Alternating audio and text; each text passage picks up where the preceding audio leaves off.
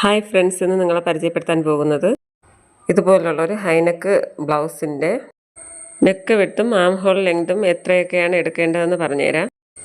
Normally ബ്ലൗസിന് എങ്ങനെയാണോ fold ചെയ്ത് വെക്കുന്നത് അതുപോലെ ഞാൻ ഫോൾഡ് ചെയ്ത് വെച്ചിട്ടുണ്ട്. അത് കഴിഞ്ഞിട്ട് 38 ചെസ്റ്റ് അളവിന് നെക്ക് വിട്ട് 3 ഇഞ്ച്, നെക്ക് ലെങ്ത് 1 ഇഞ്ച്, ആം hall 7 inch, shoulder 5 inch, shoulder slope 1 inch, ബാക്കിൽ ഹിപ്പ് റൗണ്ട് എല്ലാം നിങ്ങളുടെ മെഷർമെൻറ്റ് ലെങ്ത് എല്ലാം നിങ്ങളുടെ അളവിന് നിങ്ങൾ മാർക്ക് ചെയ്യുക. അതിനുശേഷം കട്ട് ചെയ്തതിന് ശേഷം ബാക്ക് പീസ് വെച്ചിട്ട് തന്നെയാണ് ഞാൻ ഫ്രണ്ട് പീസ് മാർക്ക് ചെയ്ത് കൊടുക്കുന്നത്.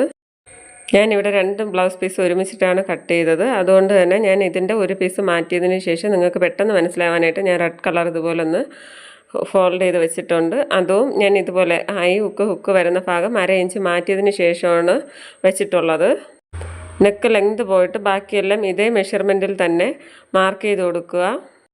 ഇനി കട്ട് ചെയ്ത് നോർമലി ബ്ലൗസ് സ്റ്റിച്ച് ചെയ്യുന്ന പോലെ സ്റ്റിച്ച് ചെയ്തെടുക്കുക. ഫുൾ വീഡിയോ വേണമെന്നുള്ളവർ കമൻ്റ് ഇടുക.